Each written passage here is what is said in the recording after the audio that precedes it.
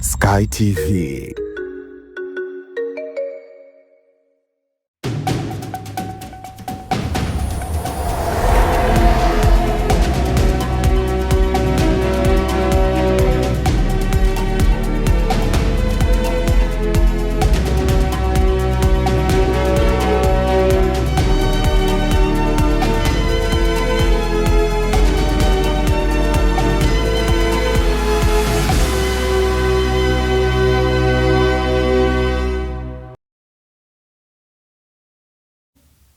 Naam, ni Juni 12, 2025. Huari gani mtazamaji wa Sky TV? Karibu katika ulimwengu wa habari kutoka hapa Sky TV. Habari kuu usiku huu: bajeti kuu ya serikali kwa mwaka wa fedha 2025-2026 yalenga mageuzi ya kiuchumi. Kimataifa, polisi India yasema huenda hakuna manusura katika ajali ya ndege. Na katika michezo, kipa Amos Kamara yupo fiti kwa dabi ya Kariakoo. Naam, tunaanza ulimwengu wa habari. Waziri wa Fedha Dr. Mwigulu Nchemba amesema kuwa dhima kuu ya bajeti ya mwaka 2025-2026 ni mageuzi ya jumuishi ya uchumi kupitia uimarishwaji na ukusanyaji wa mapato ya ndani na uwekezaji wa kimkakati wenye kuzalisha fursa za ajira na uboreshaji wa hali ya maisha ya wananchi. Tupate taarifa zaidi. Bajeti ya serikali kwa mwaka 25-26 imeandaliwa kwa kuzingatia Dira ya Taifa ya Maendeleo 2025, Mpango wa 3 wa Maendeleo ya Taifa wa miaka mitano 2021-2022, 2025-2026, Ilani ya Uchaguzi ya Chama cha Mapinduzi ya mwaka 2020, Dira ya Maendeleo ya Jumuiya ya Afrika Mashariki 2050, Agenda Endelevu 2030, pamoja na nyaraka na miongozo na makubaliano mengine katika ya kikanda pamoja na kimataifa ambayo Tanzania imeridhia. Mheshimiwa Spika, bajeti ya serikali ya mwaka 2025-2026 ni ya tano na ya mwisho katika utekelezaji wa Dira ya Taifa ya Maendeleo ya mwaka 2025 na Mpango wa 3 wa Maendeleo ya Taifa wa miaka mitano wenye dhima ya kujenga uchumi shindani na viwanda kwa maendeleo ya watu. Aidha, dhima kuu ya bajeti ya mwaka 2025-2026 kama ilivyokubaliwa na nchi wanachama wa Jumuiya ya Afrika Mashariki ni mageuzi jumuishi ya uchumi kupitia uimarishwaji wa ukusanyaji wa mapato ya ndani na uwekezaji wa kimkakati wenye kuzalisha fursa za ajira na uboreshaji wa hali ya maisha ya wananchi.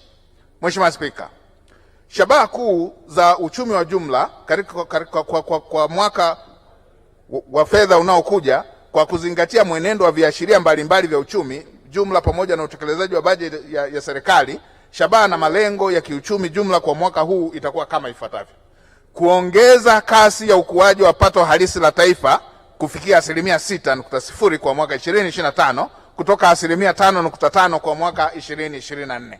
Kuendelea kudhibiti kasi ya mfumuko wa bei na kuhakikisha kuwa unabaki kwenye wigo wa takwimu moja ya wastani wa asilimia kati ya 3.0 hadi 5.0 katika muda wa kati, na mapato ya ndani kufikia asilimia 16.7 ya pato la taifa kwa mwaka 2025-2026 ikilinganishwa na asilimia 15.8 kwa mwaka 2024-2025. Mapato ya kodi kufikia asilimia 13.3 ya pato la taifa kwa mwaka 2025-2026 kutoka asilimia 12.8 ya mwaka 2024-2025. Nakisi ya bajeti ikijumuisha misaada kuwa asilimia 3 ya pato la taifa kwa mwaka 2025-2026 ikilinganishwa na asilimia 3.4 ya mwaka 2024-2025 na kuwa na akiba ya fedha za kigeni kwa kiwango cha kukidhi mahitaji ya uagizaji wa bidhaa na huduma kutoka nje kwa kipindi kisichopungua miezi 4. Rais wa Jamhuri ya Muungano wa Tanzania Dr. Samia Suluhu Hassan amefuatilia uwasilishwaji wa bajeti kuu ya serikali leo Juni 12, 2025 akiwa katika makazi yake Ikulu ya Chamwino jijini Dodoma. Ikumbukwe kuwa bajeti ambayo imewasilishwa leo kwa ajili ya kujadiliwa bungeni ndiyo bajeti ya mwisho ya serikali katika kipindi cha miaka mitano, na mnamo Juni 27, 2025 Rais Dr. Samia Suluhu Hassan analivunja Bunge la 12 la Jamhuri ya Muungano wa Tanzania kama hatua mojawapo muhimu ya kuelekea katika uchaguzi mkuu unaotarajiwa kufanyika Oktoba mwaka huu. Naam, Wizara ya Elimu, Sayansi na Teknolojia imehimiza wananchi kushiriki kikamilifu katika kutoa maoni kuhusu mabadiliko ya mtaala wa sera za elimu ili kuhakikisha mfumo wa elimu nchini unakidhi mahitaji ya sasa na ya jamii na soko la ajira. Virginia Paul ana undani wa taarifa ifuatayo. Haya yamesemwa na Naibu Waziri wa Elimu, Sayansi na Teknolojia Omar Kapanga leo Juni 12 wakati akizindua kituo cha huduma kwa wateja chini ya wizara hiyo, ambapo amesema kuwa waliona kuna umuhimu wa kuanzisha kituo hicho kutokana na mabadiliko ya taaluma na sera ya elimu kwa ujumla. Kipekee kwanza tumshukuru sana Daktari Samia Suluhu Hassan, Rais wa Jamhuri ya Muungano wa Tanzania, kwa kuwa mwanadiplomasia namba 1 ambaye kimsingi ndiye aliyesababisha haya yote yatokee. Kama tunavyofahamu kwamba kituo hiki kimefadhiliwa kwa kiasi kikubwa sana na wenzetu wa serikali ya Uingereza kupitia ofisi yake ya Commonwealth na mradi wetu wa shule bora ambao wenye thamani ya zaidi ya paundi za Uingereza 89 ambao ni zaidi ya bilioni 271, ambapo hapo awali tulikuwa na kitu kinaitwa call center, lakini sasa hivi tuna contact center, maana mnaona hizi facility zote ziko hapa. Na yule asiyeyafahamu, tukasema sisi kama serikali, kama wizara, kuna umuhimu wa kuwa na kituo cha kupata taarifa mbalimbali kutokana na mabadiliko ya taaluma yetu, mabadiliko ya elimu yetu, na mabadiliko ya mitaala pamoja na sera hii ambayo tunaendelea kuyatekeleza. Tunafahamu kwamba kutakuwa na changamoto mbalimbali zitakazojitokeza wakati tunaendelea kutekeleza sera pamoja na mitaala hii yetu mpya. Sasa ni wajibu wa kila Mtanzania kutoa ushauri, kutoa mawazo yake, kutoa maoni yake. Kwa hiyo kama wizara, kama serikali, tumeona ni muhimu kuwa na kituo hiki ili kuanza kupokea huo ushauri, maoni na mawazo ya watu mbalimbali ili kuhakikisha kwamba tunaendelea kuboresha elimu yetu iwe ni ile elimu ambayo Mheshimiwa Rais anaitaka, lakini ulimwengu jinsi unavyokwenda. Naye Katibu Mkuu kutoka wizara hiyo Caroline Nombo amewashukuru FCD kupitia mradi wa Shule Center kwa kuchangia uboreshaji wa kituo hicho kitakachoenda kuboresha mawasiliano baina yao na wadau wote nchini. Mheshimiwa Naibu Waziri, naomba kwanza nimshukuru Mungu kwa kuturuhusu kuwepo hapa siku ya leo ambapo tutakwenda kushuhudia kukabidhiwa kituo cha huduma kwa wateja katika wizara yetu. Na tukio hili la leo linathibitisha ule msomo wetu wa kutoa huduma kwa wateja ndani ya jengo moja. Msemo unasema huduma zote sehemu moja. Kwa hiyo uzinduzi wa kituo hiki unathibitisha hicho ambacho ndio moto yetu ya kuwepo katika jengo hili. Kwa namna ya pekee niruhusu niwashukuru FCDO kupitia programu yake ya shule bora kwa kuchangia katika kuboresha kituo hiki. Napenda Mheshimiwa Naibu Waziri pamoja na wadau wote mlioko hapa niwahakikishie kwamba kituo hiki ambacho kinaenda kukabidhiwa kwetu leo kitaenda kuboresha mawasiliano kati ya wizara pamoja na wadau wake wengi ambao wametapakaa katika nchi nzima na hata nje ya nchi yetu. Sote tunafahamu sekta ya elimu inamgusa kila Mtanzania. Na kwa sababu inawagusa Watanzania walio wengi watakuwa na mahitaji ya kupata taarifa, ya kutatuliwa matatizo mbalimbali. Kwa hiyo tunaamini kituo hiki sasa itaenda kuwafikia Watanzania kule waliko. Mimi ni Virginia Paul, Sky TV. Naam, asante Virginia Paul kwa taarifa hiyo.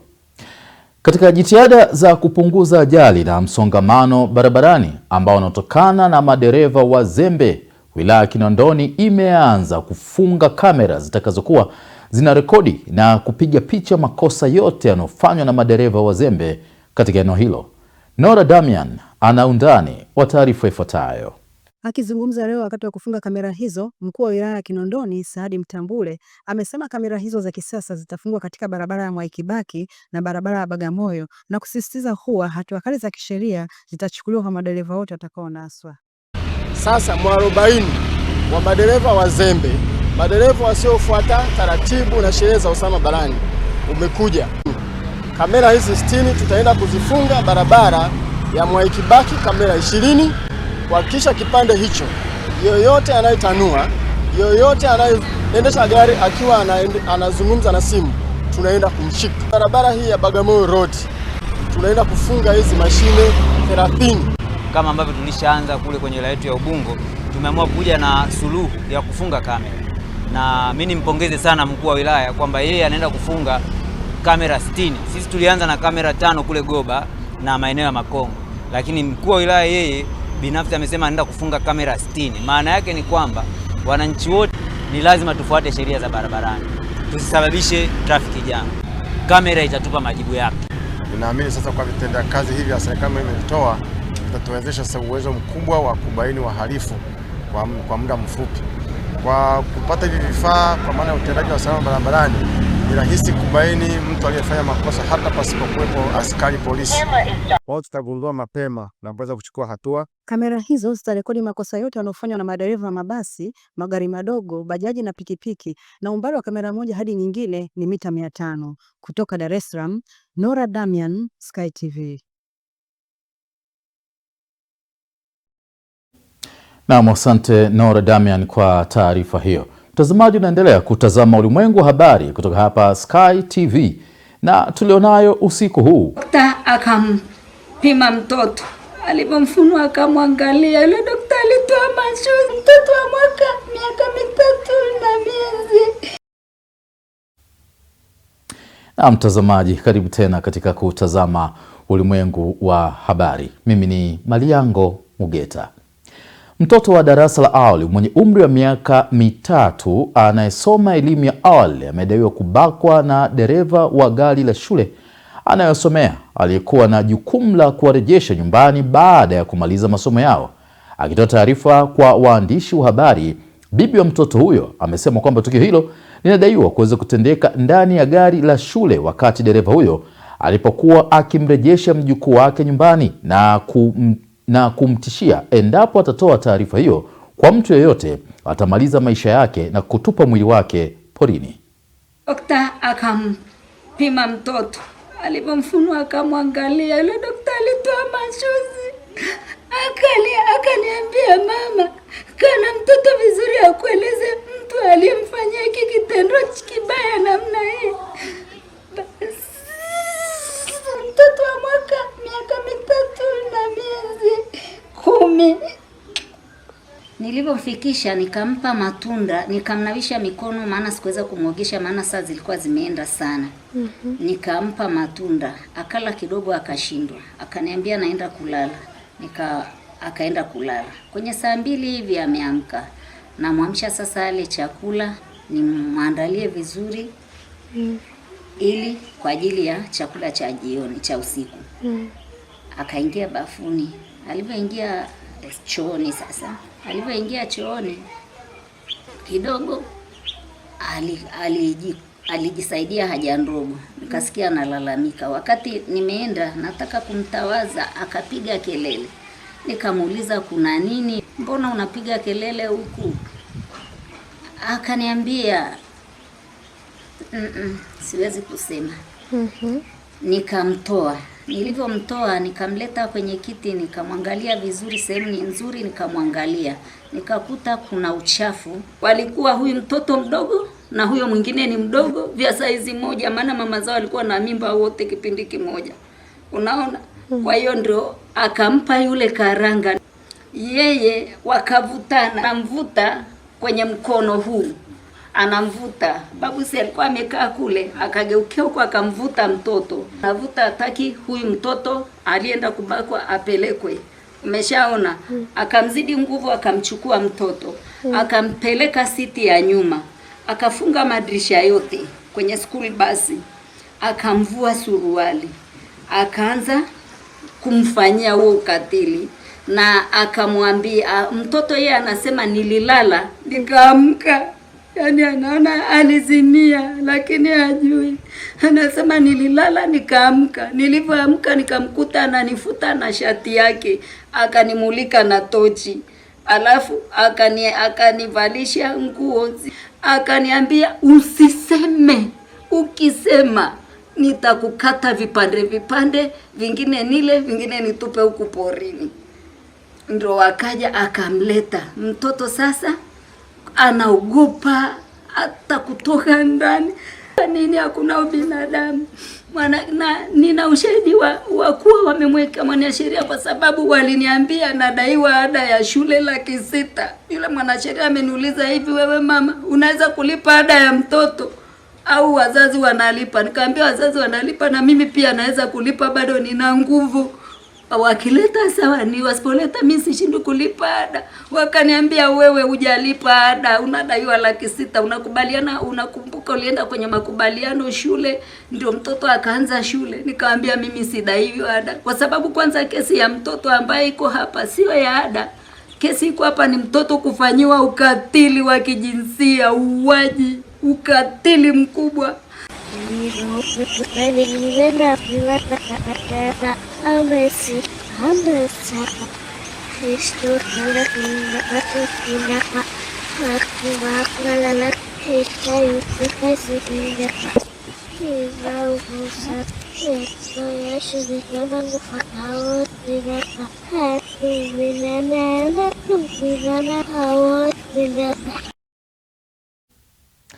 Ni habari ya kusikitisha sana, mtazamaji wa Sky TV. Lakini wakati huo, waziri wa maendeleo ya jamii, jinsia, wanawake na makundi maalum, Dr. Dorothy Gwajima, kupitia mtandao wake wa Instagram amesema serikali haitaruhusu haki ya mtoto yoyote ipotee pale ambapo haki hiyo haistahili. Hivyo tayari wameshaweza kufanya ufuatiliaji na kubaini kuwa kesi hiyo ipo mahakamani na wanaendelea na ufuatiliaji wa karibu hatua zote. Hata hivyo, kuna eneo jingine la ufuatiliaji kuhusu swala la shule hiyo, na ilikuwa ni mhudumu wa kike ambaye ni anashughulikia shuleni hapo au wa kiume kupatikana na upande wa pili wa kufanyiwa kazi. Choo cha stendi kuu ya mkoa wa Songwe kilichoko kata ya Mji wa Vwawa, wilaya ya Mbozi, kinafanyiwa ukarabati mkubwa unaogharimu kiasi cha shilingi milioni 6 kufuatia miundombinu yake kuwa katika hali hii si ya usalama kiafya kwa watumiaji. John Kiango ana undani wa taarifa ifuatayo. Choo cha stendi kuu mkoa wa Songwe kilichopo katika Mji wa Vwawa wilayani Mbozi kinafanyiwa ukarabati mkubwa unaogharimu shilingi milioni 6 kufuatia miundombinu yake kuwa katika hali isiyo salama kiafya kwa watumiaji. Akizungumza na Sky TV leo Juni 12, 2025, diwani wa kata ya Ichenjezia Mheshimiwa Bahati Mbugi amesema kuwa ukarabati huo ni sehemu ya mpango wa halmashauri ya wilaya ya Mbozi ya kuboresha mazingira ya stendi hiyo kongwe. Mradi ambao halmashauri ya wilaya ya Mbozi tushaamua kuwekeza kwa ajili ya kupata mapato ya kuendeshea shughuli na kufanya kazi za wananchi. Kwa ufupi ni kwamba stendi hii ni miongoni mwa miradi ambayo tunayo ndani ya halmashauri ya wilaya ya Mbozi, na huu mradi uko ndani ya eneo langu. Kwa muda mrefu vyoo vimekuwa na changamoto, na tukiwa kama madiwani wa baraza, baada ya kuona yani adha ambao wakazi wa eneo hili na hususan wasafiri wanaotakiwa kupata huduma ya choo safi, mazingira tumeamua kuboresha. Tulitenga karibu takriban milioni 6 kwa ajili ya kufanya marekebisho ya kufanya angalau hapa paweze sasa kuwa sehemu nzuri, mtu akifika aweze kupata huduma inayostahili, na hata kama nalipa asione kwamba kalipa hela yake lakini mazingira yake hakuridhishwa nayo. Marekebisho tuliyoamua kuyafanya ni pamoja na kubadilisha muonekano wa choo, kwa maana tumeamua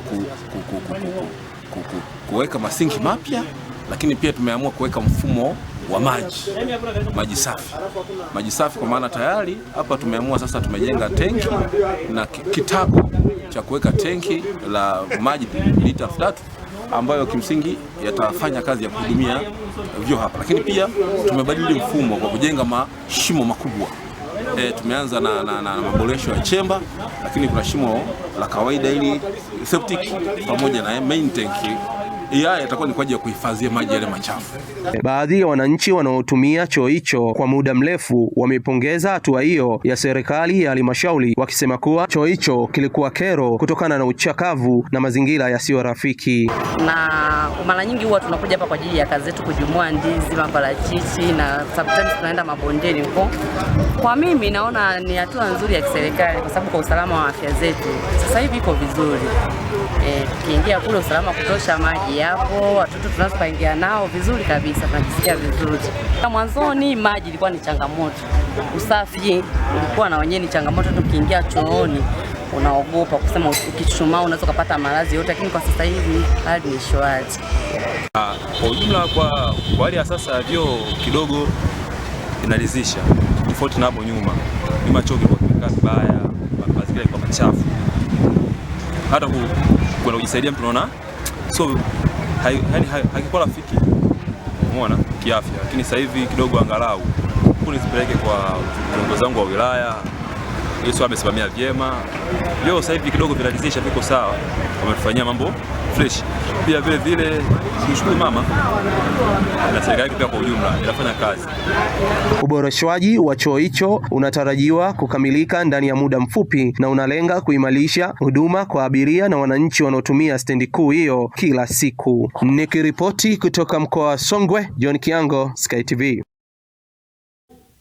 Na asante John Kiango kwa taarifa hiyo. Halmashauri ya wilaya ya Ngorongoro mkoani Arusha imesema imeweka mikakati kadhaa katika kuhakikisha inaondoa swala la uzalishaji wa hoja za mdhibiti na mkaguzi mkuu wa hesabu za serikali kwa mtaalamu au wataalamu watakaohusika na uzalishaji wa hoja hizo na kuwachukulia hatua zaidi. Amina Ngahewa ana undani wa taarifa hiyo.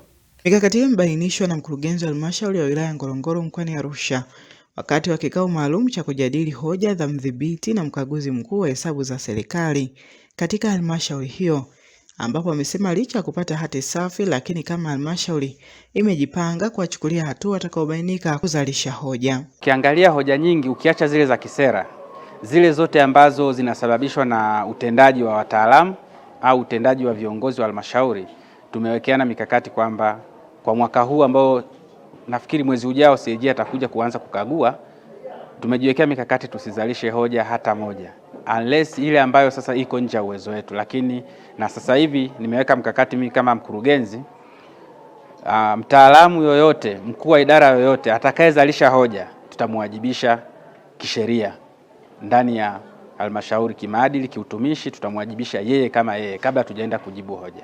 Kwa upande wake, katibu tawala mkuu wa Arusha Misaile Musa anatoa rai kwa halmashauri zote za mkoa huo kuangalia ni kwa namna gani hoja zinazozalishwa zinajibiwa kwa wakati ili kuondoa mkanganyiko kutoka kwa mdhibiti na mkaguzi wa hesabu za serikali, ikiwemo kuzipunguza. Ngorongoro sasa imekuwa na mwendelezo mzuri.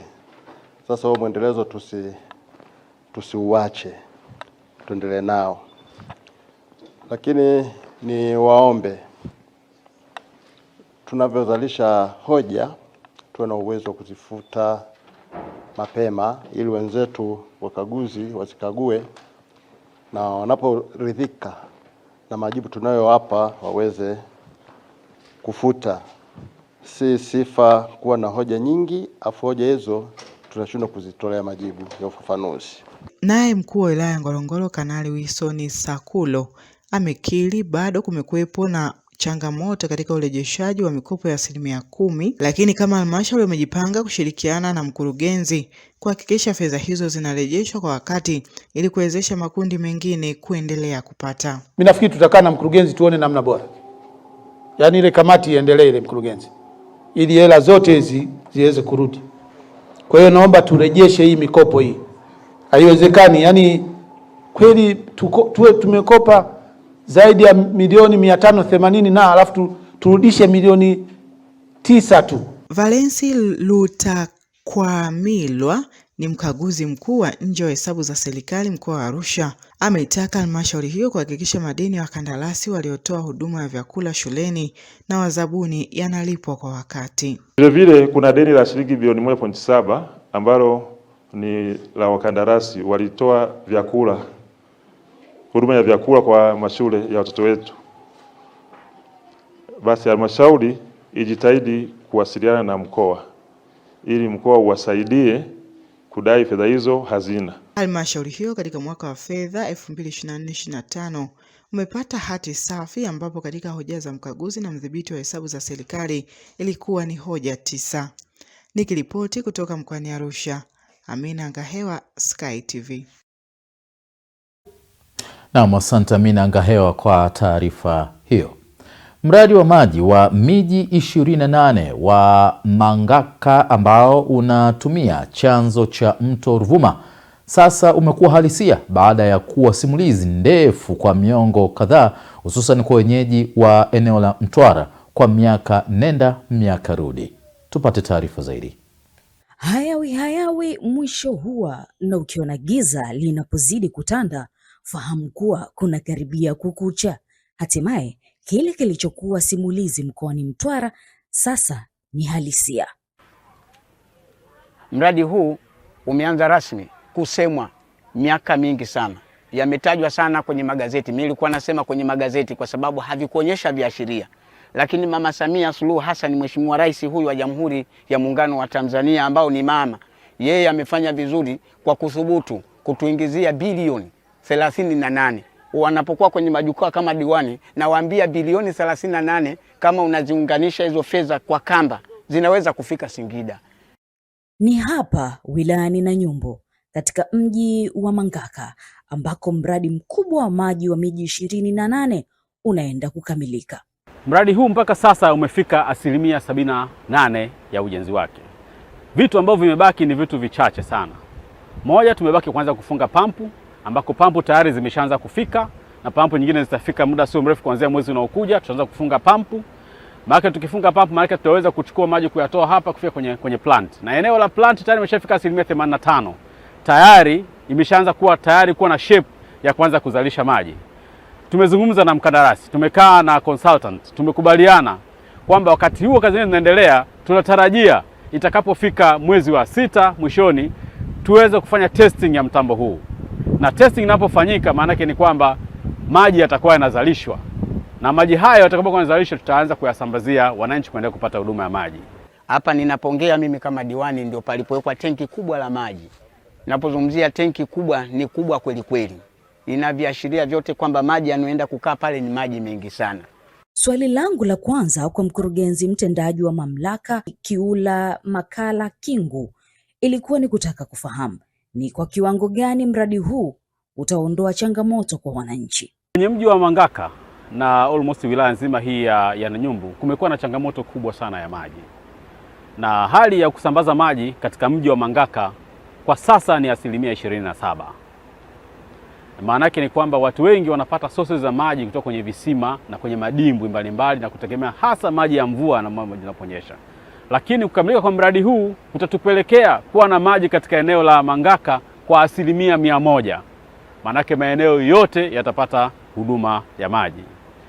Adam Kweka ni mhandisi mshauri kutoka muunganiko wa makampuni ya GBS UPMAC na mhandisi. Hapa tulipo ni package 2 ambayo inahusisha miji miwili, mji wa Kilwa na Nanyumbu au Mangaka. Katika mradi huu vitu vyote karibu miundombinu yote imefanana, kama kuanzia kwenye intake, mtambo wa kutibu maji na kuchakata maji, una matenki ya kutunzia maji, pia una sehemu ya mabomba kwa ajili ya usambazaji maji kwa watumiaji wa maji. Kwa ujumla mradi huu serikali wametenga zaidi ya bilioni 90 ambao utekelezaji wake kwa sasa unaendelea vizuri. na unategemewa kukamilika tarehe 10 Septemba mwaka huu 2025 kwa mujibu wa mkataba uliosainiwa na kati ya mkandarasi na serikali. Mwisho kabisa nilihitimisha mazungumzo yangu na wananchi wa wilaya ya Nanyumbu. Pilika zinazoendelea na kushughulikia maji ya Ruvuma ni kubwa sana, na pia wale watu ambao wanashughulikia hii taasisi ya maji ya Ruvuma wamefahamu umuhimu wetu wa kupata maji katika wilaya ya Nanyumbu, kwani tulikuwa katika hali ngumu sana ya maji na tulikuwa katika hatarishi sana kutumia maji machafu. Ila sasa tunapopata harakati ya maji ya Ruvuma kuendelea kufuatilia maji ya Ruvuma, tuna imani kabisa maji ya Ruvuma tutatumia hivi punde, tutaanza kuyapata hayo maji ya Ruvuma. Kwa kweli kijiji cha Sengenya na wilaya ya Nanyumbu tulikuwa tunapata shida sana kulala visimani, watoto tunaenda nao visimani wanapata mahoma. Kwa kweli Mama Samia Suluhu Hassan, kwa kweli tunakushukuru sana. Naam, kila laheri na matumaini ni kwamba mradi huo utaendelea kuwanufaisha zaidi wananchi wa eneo hilo la Nanyumbu. Mtazamaji wa Ulimwengu wa Habari, kwa sasa tunapata mapumziko mafupi na tutakaporejea moja kwa moja tutakuwa katika habari za biashara na uchumi, ambapo huko tunaenda kuungana naye Godliness Gaspar.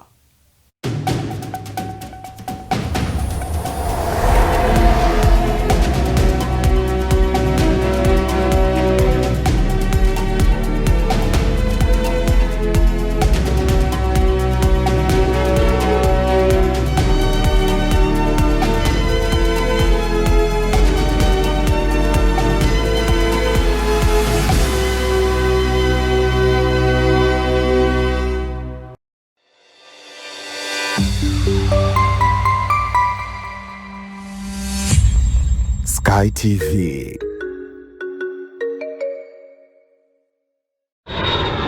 Jambo Entebbe, jambo Zanzibar. Air Tanzania inakuletea ruti mpya, yani Dar es Salaam moja kwa moja mpaka Entebbe, halafu Entebbe shwa mpaka Zanzibar, visiwa vya karafuu. Safari moja amazing, bei ni bomba kabisa. Dar to Entebbe ni kuanzia USD 159 tu. Entebbe to Zanzibar ni kuanzia USD 155 tu. Safiri kwa Rwanda uhakika kila Jumatatu, Ijumaa na Jumapili. Usikubali hadithi. Pakua Air Tanzania app au tembelea www.airtanzania.co.tz na ukate tiketi yako leo. Kwa mawasiliano zaidi piga +255 748 77 3900. Air Tanzania, the wings of Kilimanjaro.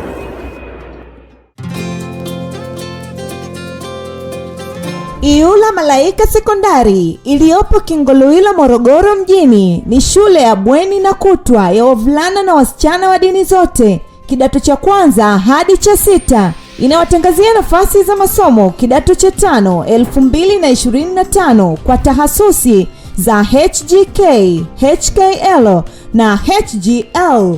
Sifa za mwombaji ni ufaulu wa kuanzia daraja C katika masomo matatu na kuendelea. Kuhamia kidato cha kwanza na 3 mwaka 2025 kwa masomo ya science, sanaa na biashara. Usajili unafanyika kila siku za kazi saa 2 kamili asubuhi shuleni Iyula Malaika Sekondari. Ada inalipwa kwa awamu 4 tu kwa mwaka. Fomu za kujiunga zinapatikana shuleni Iyula Malaika Sekondari na kwa Dar es Salaam Msimbazi Center chumba namba 9.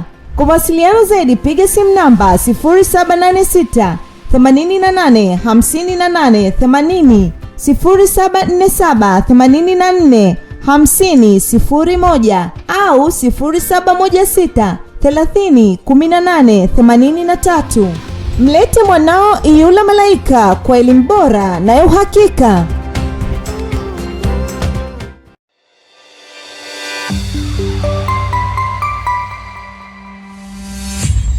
Sky TV.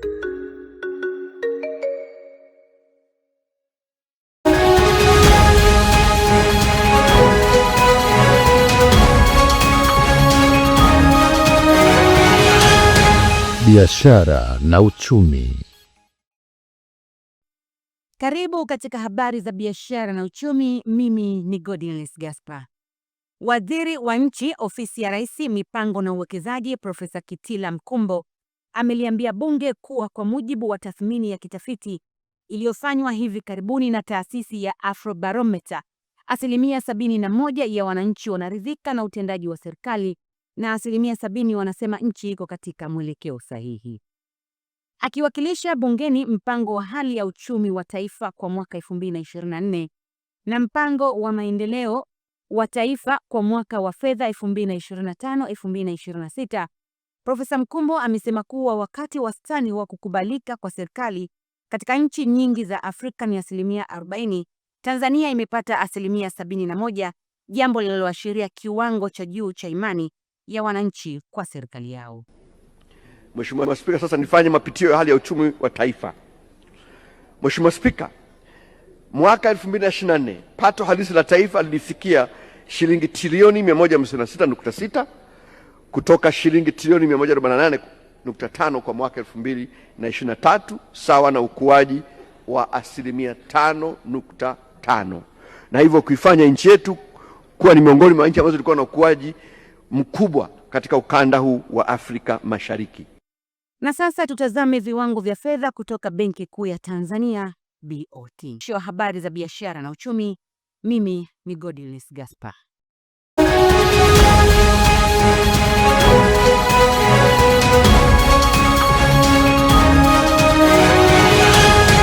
Biashara na uchumi.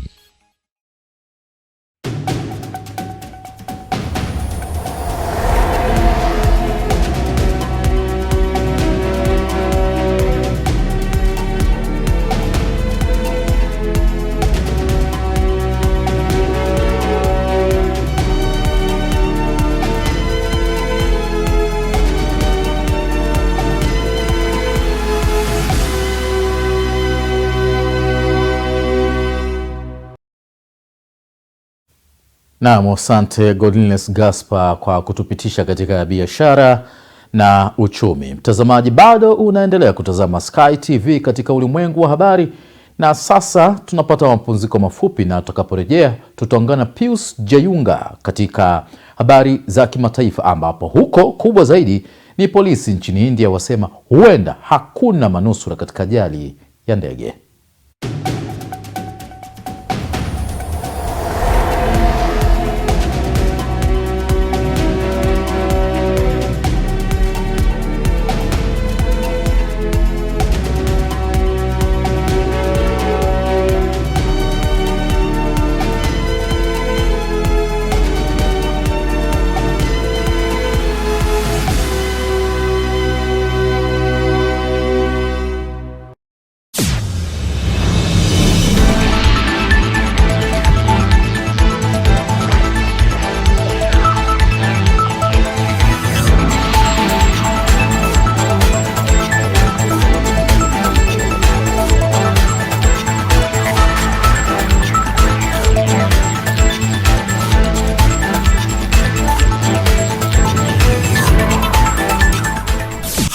za kimataifa.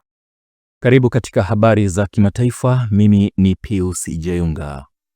Ndege ya Air India iliyokuwa inaelekea London ikiwa na abiria 242 imeanguka dakika chache baada ya kupaa kutoka mji wa magharibi mwa India wa Ahmedabad leo Alhamis. Haya yamethibitishwa na shirika hilo la ndege na polisi ya nchi hiyo bila kuweka wazi iwapo kulikuwa na maafa.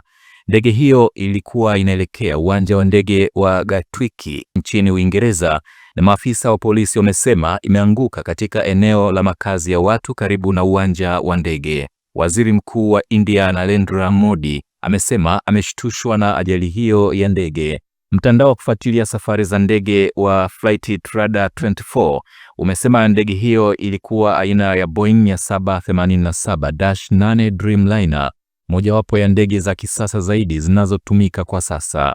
Kituo mojawapo cha televisheni nchini India kimeionyesha ndege hiyo ikipaa juu ya eneo la makazi ya watu kisha ikapotea kabla ya kuzuka kwa moto mkubwa ulioonekana angani kutoka eneo hilo lenye nyumba za makazi. Baadhi ya video zimeonyesha watu wakiondolewa eneo la tukio na vitanda vya magurudumu.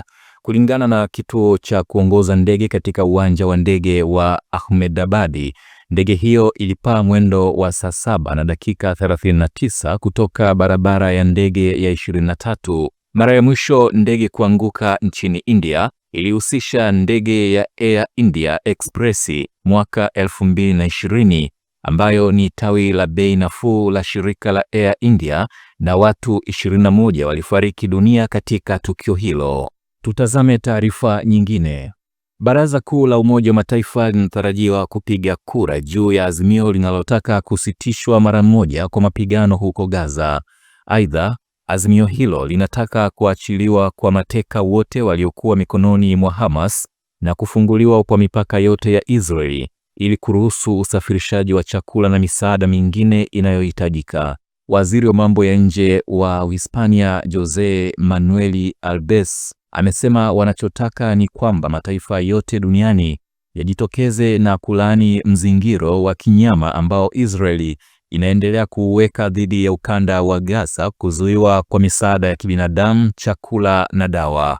Wataalamu na wanaharakati wa haki za binadamu wanasema njaa imeenea Gaza, huku takribani Wapalestina milioni 2 wakikabiliwa na hatari ya njaa iwapo Israeli haitaondoa vizuizi vyake na kusitisha kampeni ya kijeshi iliyoanza tena Machi baada ya kumalizika kwa makubaliano ya kusitisha mapigano na Hamas.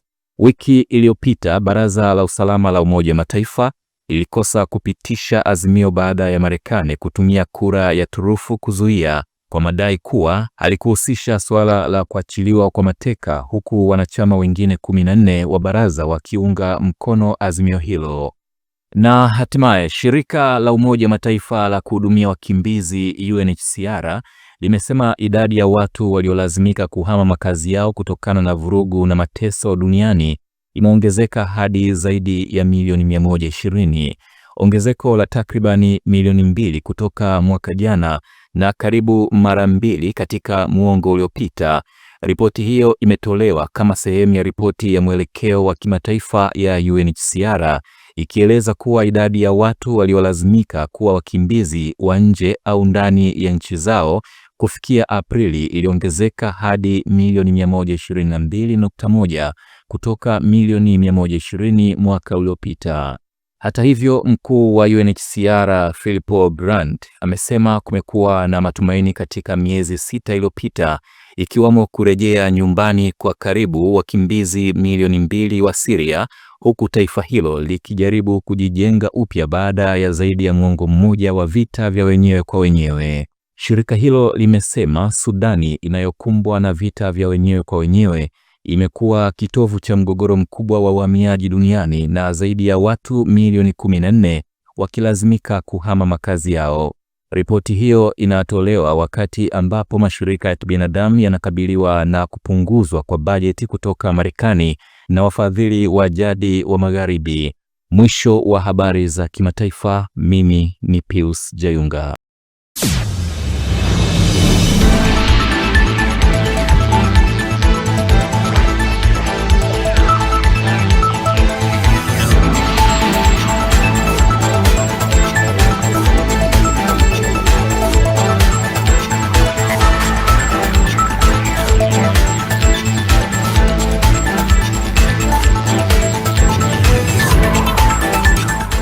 Habari za kimataifa.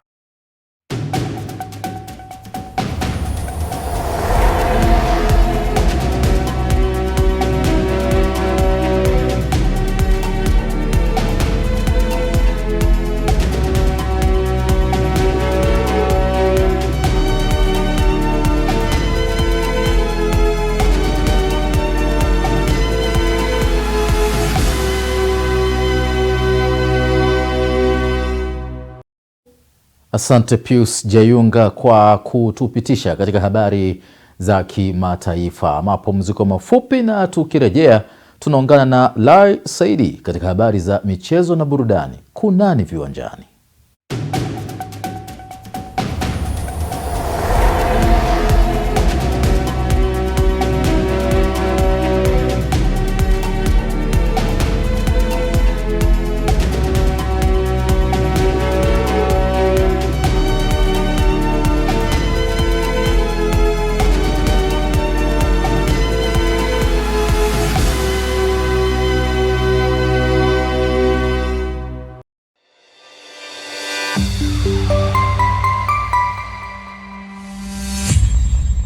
Sky TV.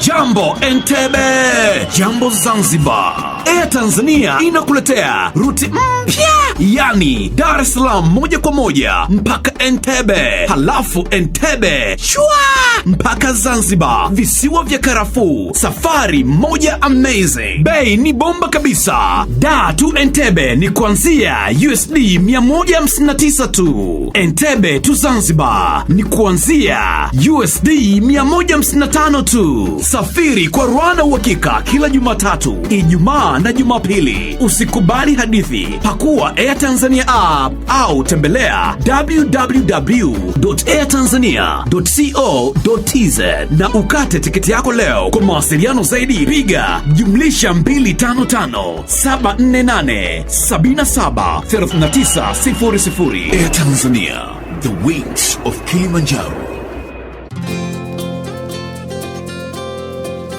Iyula Malaika Sekondari iliyopo Kingolwilo Morogoro mjini ni shule ya bweni na kutwa ya wavulana na wasichana wa dini zote, kidato cha kwanza hadi cha 6. Inawatangazia nafasi za masomo kidato cha 5 2025 kwa tahasusi za HGK, HKL na HGL. Sifa za mwombaji ni ufaulu wa kuanzia daraja C katika masomo matatu na kuendelea.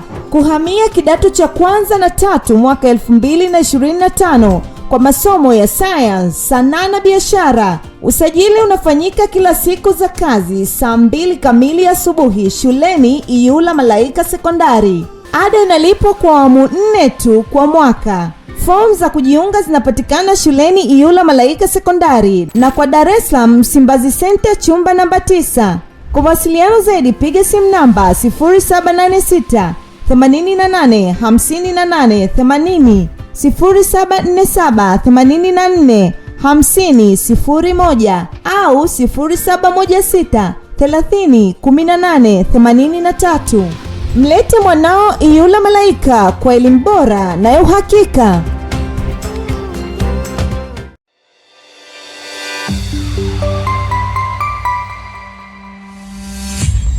Sky TV.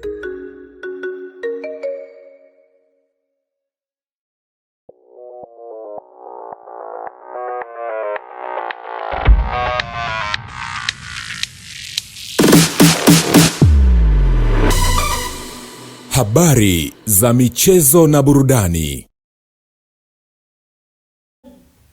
Asante sana mtazamaji wa Sky TV, lakini pia kuendelea kutazama ulimwengu wa habari. Karibu katika habari za michezo pamoja na burudani. Naitwa Lai Saidi. Tukianzia katika taarifa za kitaifa ni kuhusiana na ripoti ya daktari wa klabu ya Simba Edwin Kagabo zinaeleza kuwa golikipa namba 1 wa klabu hiyo Musa Pinpin Kamara yupo fiti kuivaa klabu ya Yanga Jumapili ya wiki hii. Musa Kamara aliumia kwenye mchezo dhidi ya Singida Black Stars katika mchezo wa nusu fainali kombe la CRDB Federation Cup na kupelekea kushindwa kuendelea na mchezo, nafasi yake ambapo ilichukuliwa na Ali Salim.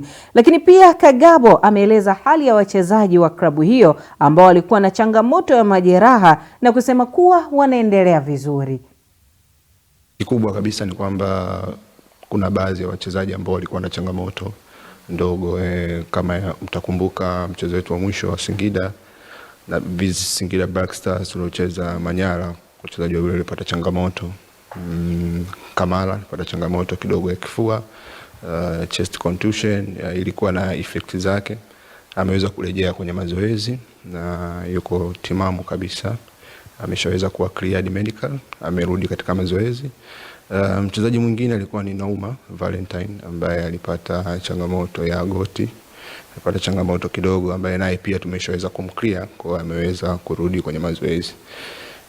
Mchezaji mwingine Chemalon alikuwa na changamoto naye, lakini ameweza kurejea kamili. Mlikuwa mnamuona yupo katika mechi zetu za nyuma kwa dakika kadhaa, lakini sasa hivi status yake ni nzuri sana.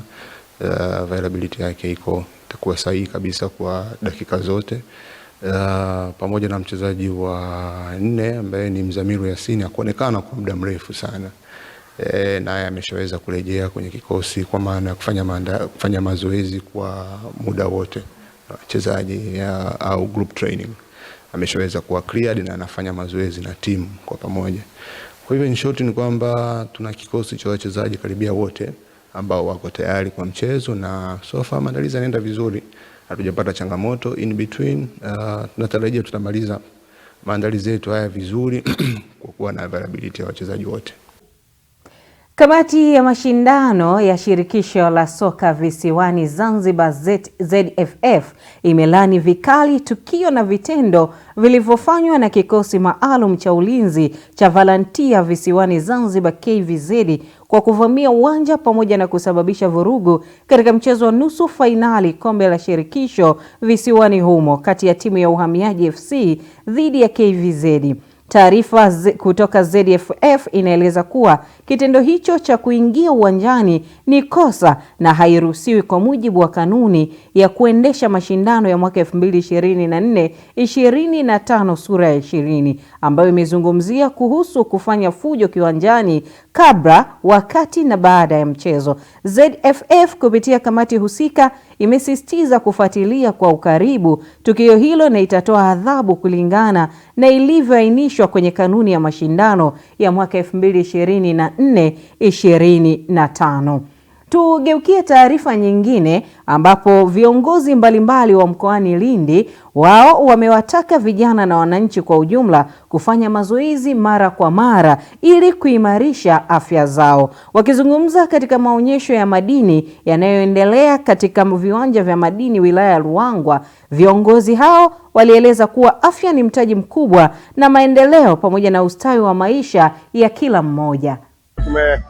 Tumeshiriki matembezi ya hisani kwa ajili ya kuchangamsha miili yetu, na tukumbuke kwamba kufanya mazoezi ni afya, na mazoezi ni mtaji wako. Kwa hiyo afya yako ni mtaji wako. Kwa hiyo tufanye mazoezi ili miili yetu tuepukane na magonjwa ya kuambukiza ya presha, ya kisukari na magonjwa mengine ambayo yanakuja. Kwa hiyo ni muhimu tufanye mazoezi ili miili yetu tuweke vizuri, lakini vile tupunguze gharama kwa serikali, lakini vile kwa mtu mmoja mmoja. Wananchi kwanza watambue kwamba mazoezi hayaangalii umri.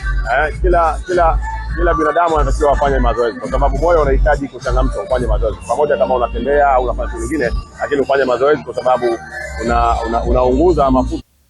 Kimataifa, klabu ya Real Madrid ya nchini Hispania rasmi leo imemtambulisha beki Trent Alexander-Arnold kama mchezaji mpya katika kikosi hicho baada ya kukamilisha usajili wake akitokea Liverpool na kusaini mkataba wa miaka 6 utakaombakisha klabuni hapo mpaka Juni 2031.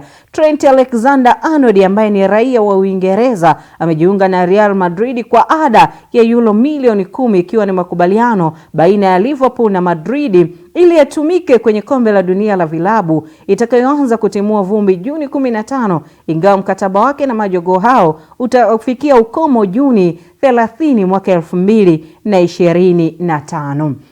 Kwingineko ni kuhusiana na nyota wa klabu ya FC Barcelona na timu ya taifa ya Hispania. Pedri yupo nchini Tanzania katika hifadhi ya tewa dhidi ya timu ya taifa ya Ureno. Na tukigeukia katika mpira wa kikapu, bingwa mtetezi wa Mtazamaji, taarifa hiyo inatufikisha tamati ya habari za michezo pamoja na burudani. Nikurejeshe kwake Mariango Mugeta aweze kutamatisha ulimwengu wa habari usiku huu.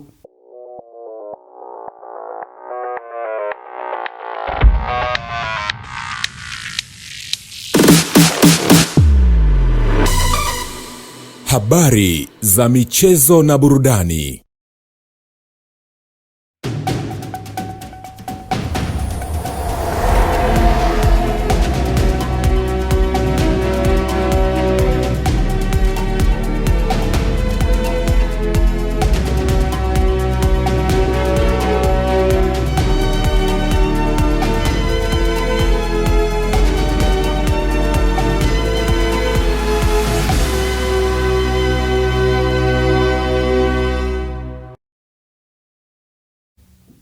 Naam, ni Lai Saidi amekamilisha hivyo katika ulimwengu wa habari za michezo na burudani. Na kwa sasa tujiunge na mamlaka ya hali ya hewa nchini TMA katika kuweza kufahamu utabiri wa hali ya hewa katika saa 24 zijazo.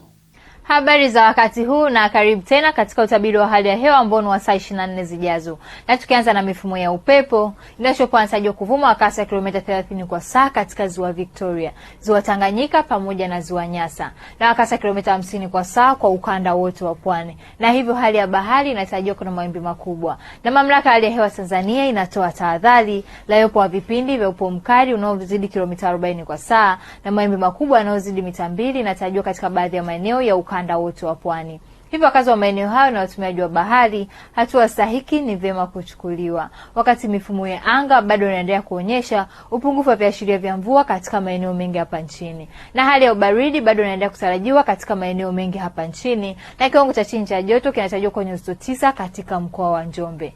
Hivyo basi kwa usiku wa leo ni matarajio yetu kuwa maeneo yote ya nchi yetu, maeneo haya yanatarajiwa kuwa na hali ya mawingu kiasi pamoja na ukavu kwa ujumla. Lakini kwa hapo kesho ni matarajio yetu kuwa mkoa wa Tanga pamoja na visiwa vya Unguja na Pemba, maeneo haya yanatarajiwa kuwa na hali ya mawingu kiasi, mvua nyepesi katika maeneo machache pamoja na vipindi vya jua. Wakati maeneo mengine ya nchi yanayosalia, maeneo haya yanatarajiwa kuwa na hali ya mawingu kiasi pamoja na vipindi virefu vya jua. Ufuatao ni utabiri wa hali ya hewa siku 4 zijazo kwa baadhi ya miji hapa nchini. Dar es Salaam, mvua nyepesi zinatarajiwa. Dodoma, vipindi vya jua vinatarajiwa na kiwango cha chini cha joto kinatarajiwa kwa nyuzi 15. Mwanza, kiwango cha chini cha joto kinatarajiwa kwa nyuzi 19. Kilimanjaro, kiwango cha chini cha joto kinatarajiwa kwa nyuzi 17. Mbeya, kiwango cha chini cha joto kinatarajiwa kwa nyuzi 10. Morogoro, kiwango cha chini cha joto kinatarajiwa kwa nyuzi 16. Arusha, kiwango cha chini cha joto kinatarajiwa kwa nyuzi 13. Na kutoka mamlaka ya hali ya hewa Tanzania hatuna la ziada. Ulikuwa na Rebecca William, tukutane hapo kesho muda wakati kama huu. Naam, asante kwa kupata utabiri wa hali ya hewa kutoka mamlaka ya hali ya hewa nchini TMA. Tufuatilie kwa mitandao ya kijamii Instagram, Facebook na YouTube, andika Sky International TV. Kwa niaba ya wote walioshiriki katika ulimwengu wa habari, mimi ni Maliango Mugeta. Endelea kutazama Sky TV.